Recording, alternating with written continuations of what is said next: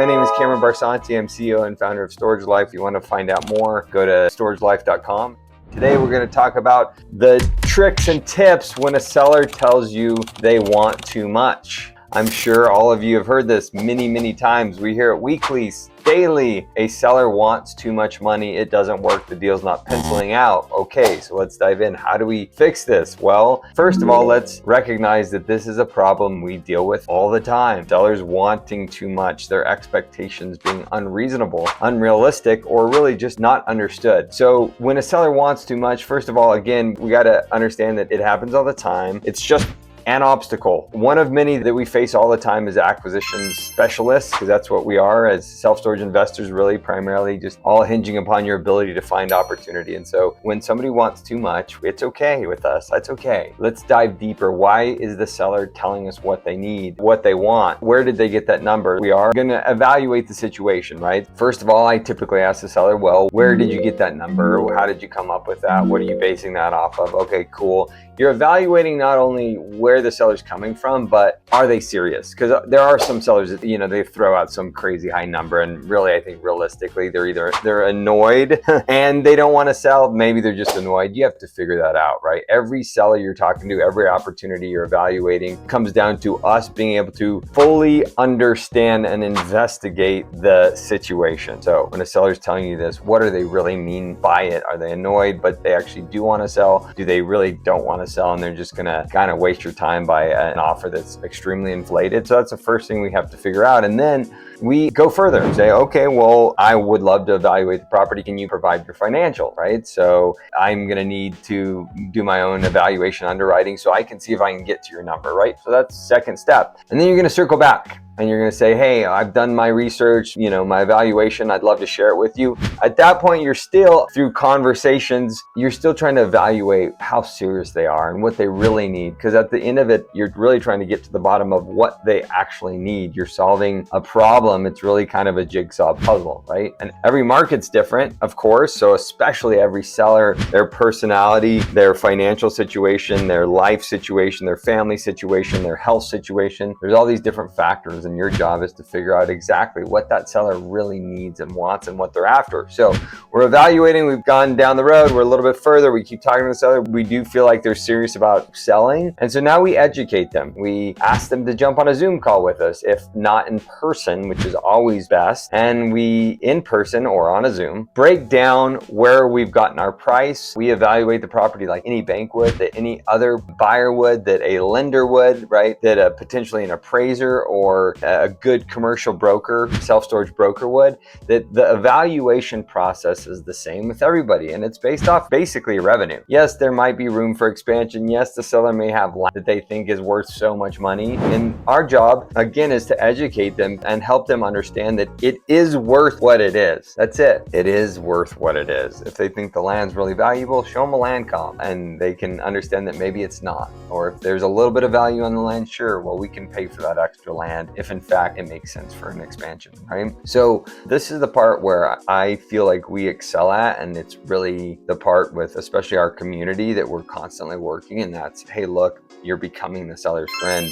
You're now getting to know what they want. They're getting to know you. They're seeing how dedicated and disciplined you are in this whole process, and you're sitting down, walking through everything. And then at that point, the seller is going to understand your problems, why no, not you or anybody else could pay that much money for it. And you're going to start understanding their problems and what they need. So through this process, you're educating, you're listening to the seller, you're giving questions they're asking you, and then you've got to a point where now we're on an even playing field. That's really what this process is about, is you're creating a scenario that both you and the seller not only understand, but you're on a level playing field at this point, because all the numbers, the process, the underwriting you've shared with the seller, you've educated on them. And a lot of sellers obviously won't even go this far with you, but a lot will. They appreciate it. And now you're at a point where everybody's on the same page. You're commuting at the same level. And at that point, the seller's going to be like, I totally get this. Thank you so much. I really appreciate this.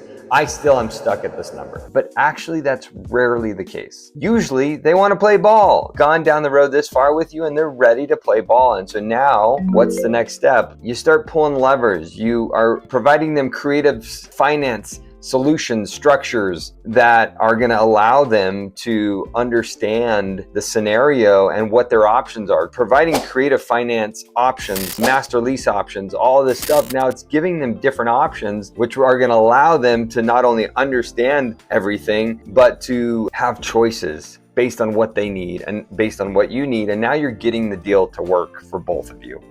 You're start selling some of their problems by pulling lever, lower interest, higher monthly, higher principal payments, less money down, whatever that is. And then you're figuring this out together. It's now became a project between you and the seller. This is where you want to be with every opportunity. It's a road you have to go down, a journey you have to go down that most aren't going down with these sellers. These are obviously opportunities that you really want, that you really want to make work, right? So you've gotten to a point, you've created options, you're getting a little bit further. Maybe they're stuck on tax, capital gains, and you say, well, you're not going to pay a lot of capital gains because we're not, we're buying it on a seller carry, whatever.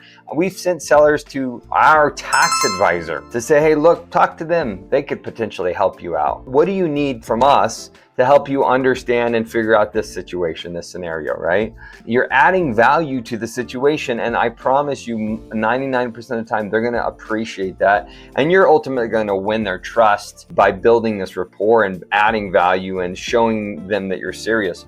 99% of people are not doing this. We have to do it in order to find the deals we're buying, right? At some point, if they say this isn't gonna work, you say, hey, look, no problem, I respect your opinion, I'm gonna stay in touch. You stay in touch. I can't tell you how many times the sellers circled back to us many months later, over a year. Even a broker that's like, nah, this deal's not gonna work. I got other buyers. Cool, no problem. I am stuck at this number. Worth mentioning, if sometimes the seller has an appraisal. The appraisal, don't let it sway you. That is not your purchase price. That's just what some appraiser told them. A student of mine recently, in fact, he's under contract now. The appraisal was 3.7 million, and we looked at the deal together, and I'm like, man, you can't go near there. And so we decided that we were at like 2.6, 1.1 million below appraised value. And it's like, well, we're not going to not make an offer. So he made an offer at 2.6 and the appraised value was 3.7 and the appraisal was new, just got it, right? And the seller accepted. You just never know. Regardless of what they're saying, make them an offer, make them your offer, make them an offer that you can pay, not that you think they want to see, right? And at some point you have to stay firm, all right? You have to stay firm. If it's not working for either of you, you can't figure it out, you walk and say, let's stay in touch. I'm going to give you a few scenarios before we jump off here. So Gary said he was talking to a guy that they were a couple of guys, interested parties, people getting letters, and he was like at $2 million.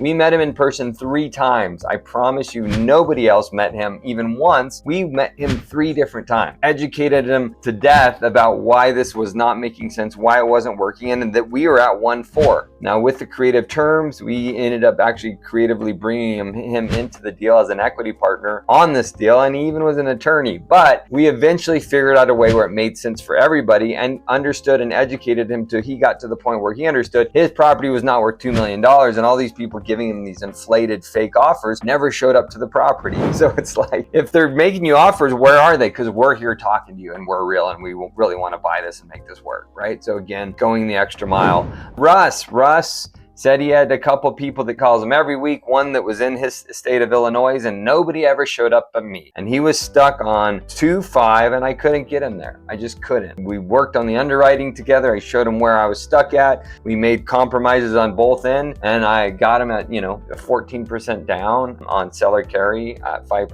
And it's a great deal. And we met in the middle because we educated each other. He taught me what he wanted. I taught him what we needed, right? I'll give you one more. Harvey, it was on the market for way more, getting inflated offers, but nobody met him in person. Nobody showed up. Nobody took him to breakfast. Nobody got him to realize that we were real. We meant business. We were serious. The Zoom call is second best. Obviously, in person is best. All this we're talking about, we talk about it within my community every week. How do you go the extra mile? How do you separate yourself from the 99% that aren't just trying hard enough? That's really what it comes down to, right? Go the extra mile. You'll see the result. Help the seller. Always add value first. That's gonna really set you apart from the pack. Be patient, plant seeds. Look at this whole journey of yours, like the gym analogy. You got a 10-year block. Imagine if your 10 years, you stay consistent, you're not giving up, you're having these conversations, you're helping sellers, you're educating people, you're making offers always. Eventually, those things are going to come back around. It's just consistency. Consistency is key.